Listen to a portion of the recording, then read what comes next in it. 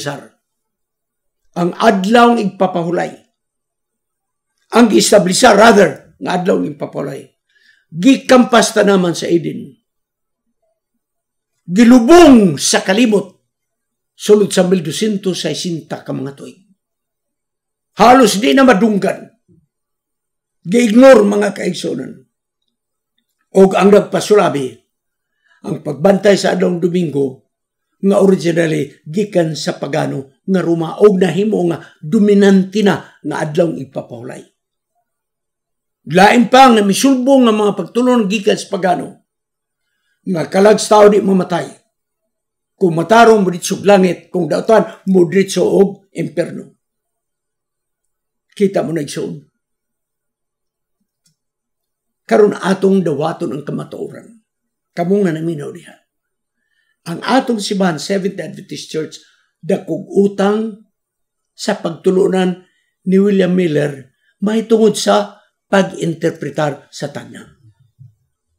Ang pagsabot ni William Miller sa Daniel 8:14 nga hingluan ang sanktuaryo. Insakto ang kwintada sa mga katuigan ni William Miller nga misangko sa 1844 ang pagkatapos sa 2,300 ka mga tuig. Apan ang iyang interpretation nga pagahinluan diha ang iyang sipyat.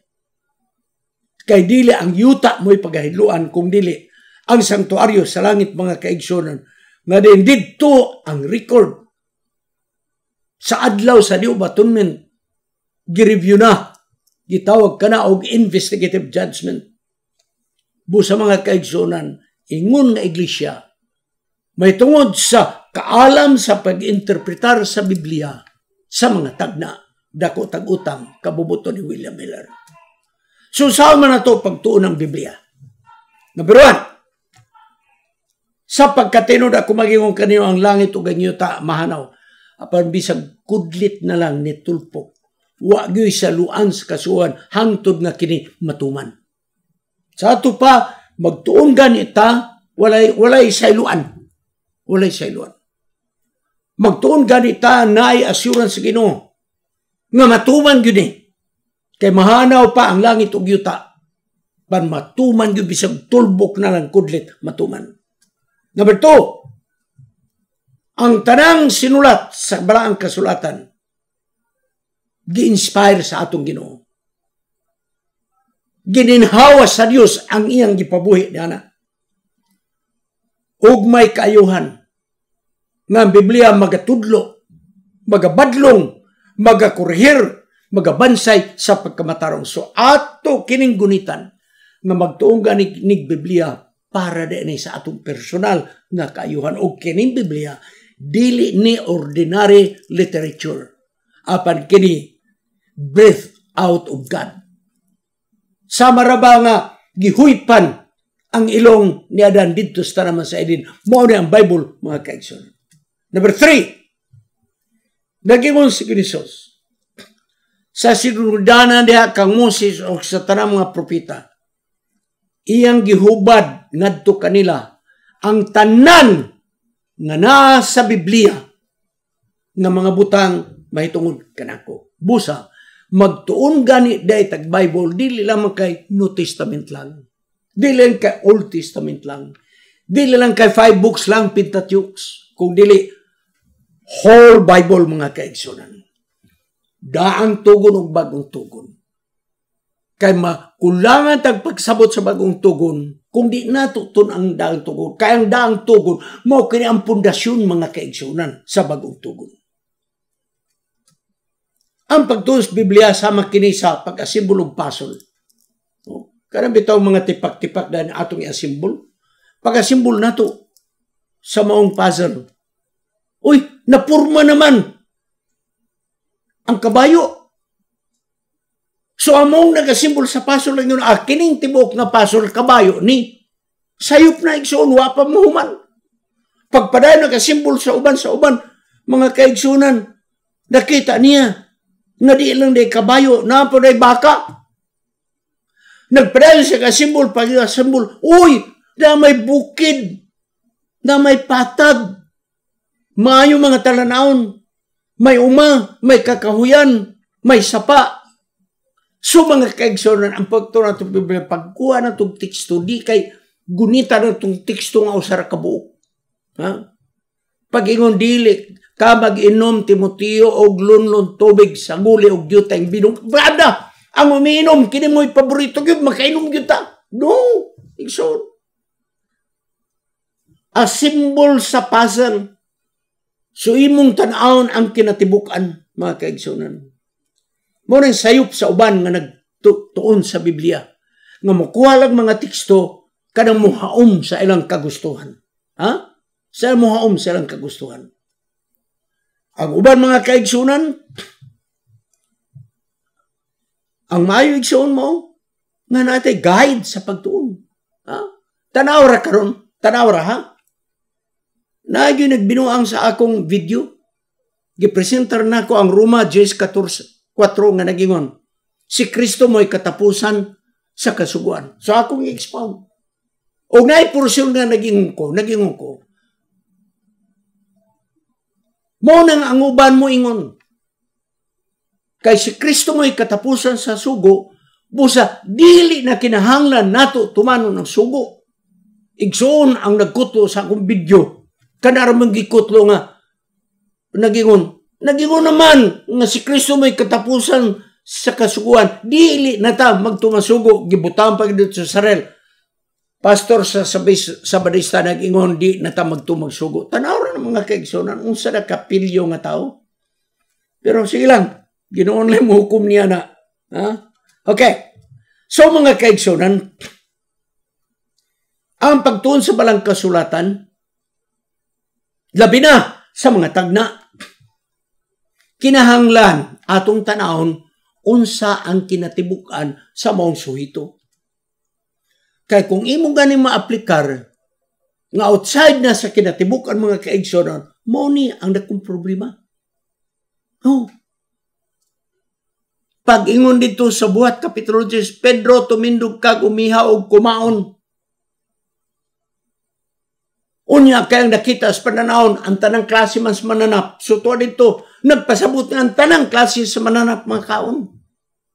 Pero pag-abot nimo sa buhat kapitulo 10, versikulo 28, naging Pablo Busa, nagingon ang Ginoo, nga wala ako'y pagpili. Kayang Ginoo sa Dios, dili pagkatawgon na mahugaw. Tao di ay mga kaigsunan mo gihinluan dili ang mananap. Kita mo na igsoon? Mga importante mga kaigsunan, dili lang mukuha lang kago sa kateksto. Dahil imong ipahaom sa imong kagalingon. No. Kinatibukan mga kaigsunan. So atong kuhaon ang kinatibukan nga itong konteksto, aron makuha nato ang punto. Mga kaigsunan, mauni ang labing importante ang gitawag context. Na iteksto dia, mutanaw ta sa ibabaw, mutanaw ta sa ubos, unsay buti pasabot yan ang teksto. Labi na mga kaigsunan may tungkol sa mga tagna. Imong tanawon kung kini, simbolo ba, figure of speech ba, or literal. So ang number one nga prinsipyo kung magbasa kag tagna, one, ang imong ibutang sa mga nona nga kini, literal. Pagbasa nimo nga bisag unsaon di magyud maliteral, nagpasabot nga kini simbolikal. Og dinay mo go nga mananap nga mapintas. Pito ka ulo na pulo ka mga sungay. Imo nang literal, asa man ta makakitag mananap ingon ana. So nagpasabot simbolikal so. Tanaw nimo ang mga figure or symbol sa balaang kasulatan ni adtong panahona, mga kaigsunan. Ni adtong panahona. So, dili lamang nga pagkuha na ito ng ison, katong karaan, katong sinulat sa Biblia, atong interpretar sa bagong simbolo. Pananglit. Kung mubasa tag Daniel Kapitulo 7, na ay upat dito ka mga mananap, di ba? O ang usa ka mananap, unsa man, ikaduha nga mananap, uso, bear, nga nagpaak og tulo ka gusok. Dayon, muingon ang mga bagong mag-interpretar sa Biblia, kining maong mananap nga uso or bear nga nagpaak og tulo ka gusok, Russia ni. Nga naman, Kay ang simbolo sa nasod sa Russia, beerman. That's wrong, mga kaigsunan. That's wrong. Ang simple kayo, mga kaigso mo, tugutan nato ang Biblia, siya ra po'y mainterpretar sa iyang gisulti diha sa balaang kasulatan. Pananglit, atong makita mga kaigsunan, ngang sungay nagsimbolo sa politikanhong gahom or nasod. O ang espada nagsimbolo sa pulong sa Dios.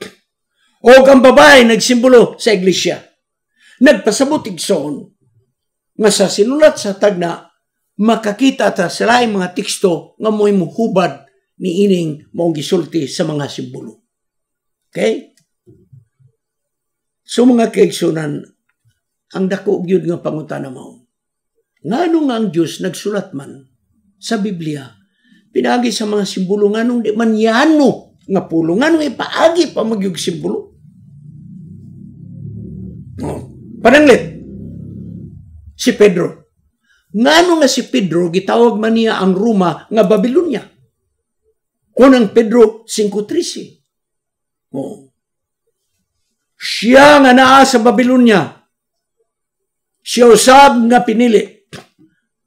Nagpadala sa iyang mga pakigimamat di kanyo mayong si Marcos nga akong anak. Ngano man nga gigamit man ni Pedro nga instead mo nga siya nga naa sa Roma, iya man gitawag siya nga naa sa Babilonia. Ha? Kita mo na yun? Kana, usa na ka simbolo. Ngano man nga simbolo man yun ang gigamit. Nganong figure of speech man. Ngano man yun di man yano. Igsoon, watay definitive nga tubag nano. Igulan ta makahatag og atong opinion pero dili gyud na siya mo'y definite nga mo'y tubag.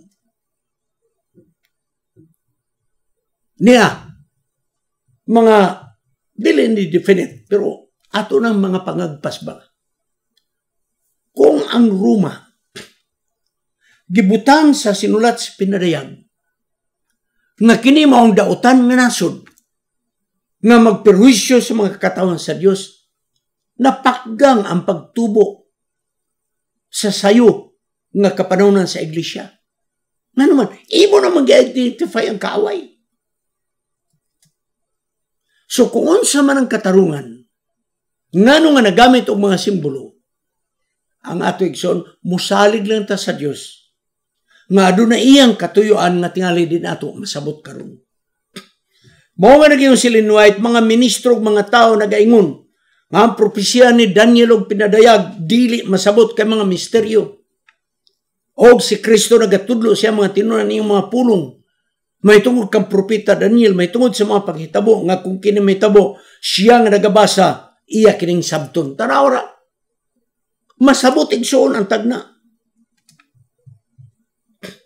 Og ang giingon nga pinadayag usa ka misteryo nga dili masabtan. Al kontra kini sa pulong pinadayag. Gipadayag na niya dili masabtan. Misteryo apan gipadayag. Busa masabtan mga kaigsunan. So bulahan siya. Tanawa og di bagid masabtan pinadayag.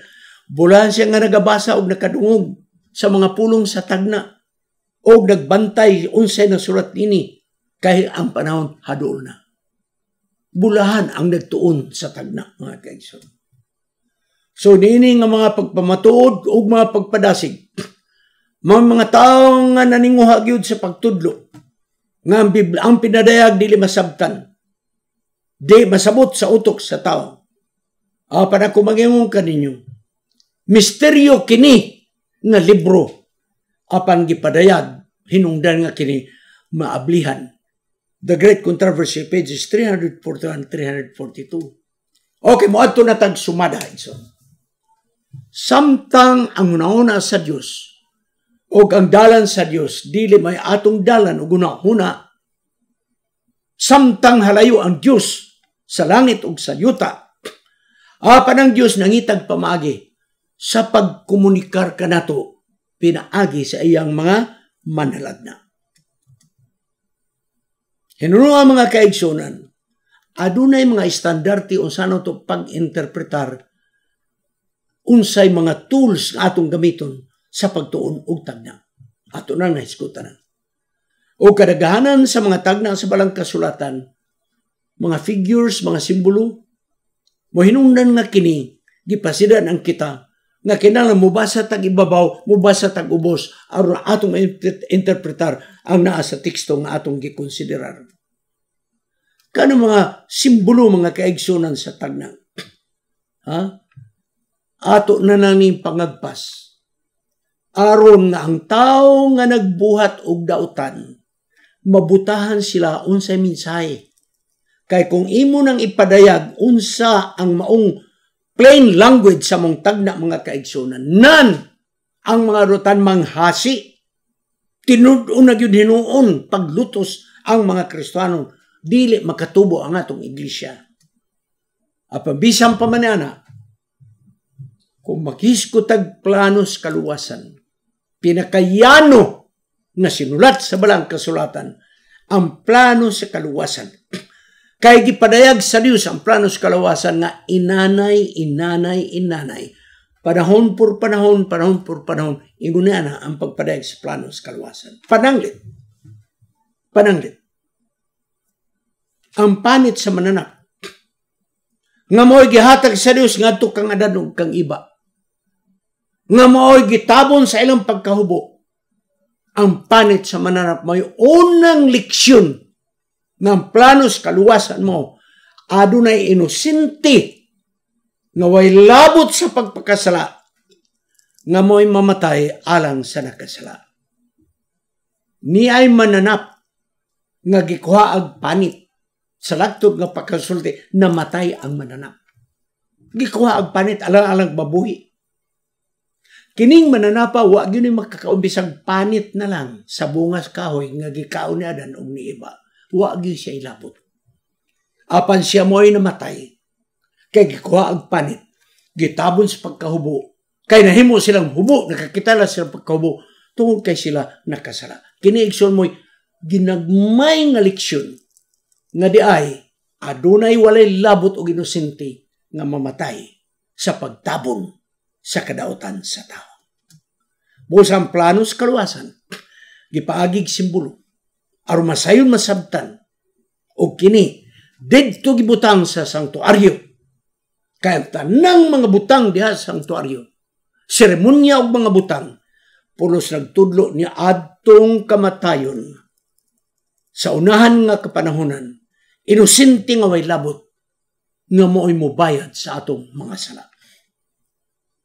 Ang sanktuaryo, nagatudlo kinis kaluwasan, nga dili pinaagi sa atong buhat nga kita mamaluwas, apang pinaagi na ng usa nga way labot nga inosente nga mo'y mamatay alang kanato.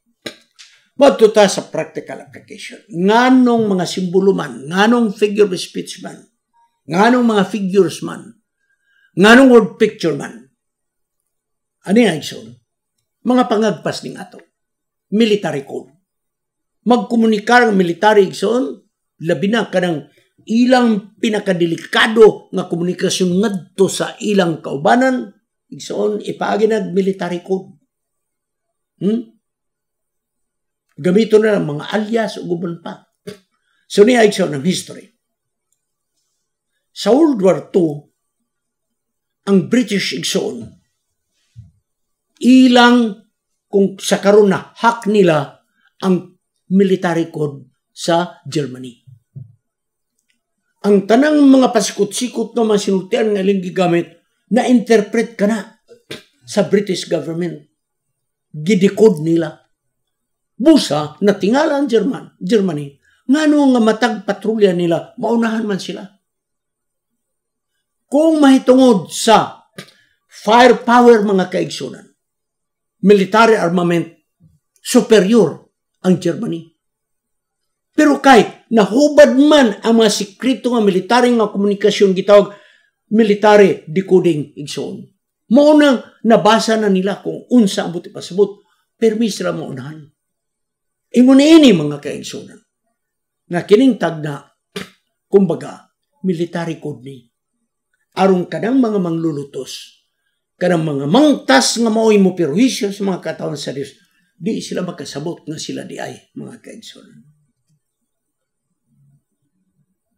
Pambisag mahuman ang atong leksyon karon sa pagtapos. Walay yano og simple nga explanation ngano nga ang Dios nagamit og mga simbolo, mga figures og mga word picture kung tagna mo isgutan. Ang ato igsoon mao na lang ni. Kung nagamit ang Dios sa mga tagna, pinaagi sa mga simbolo, sa mga figures, pinaagi sa unsa diha word picture, ang ato na lang mao musalig ta. Nga adunay makatuyuan sa Dios alang sa kaayuhan nato. Kay walay gibuhat sa Dios na dili alang sa atong kaayuhan. Magaputas pagtapos. Gamhanan nga Dios, salamat nga imo kaming gipasabot. Nga nay mga lalo mga pagtulunan sa propesya.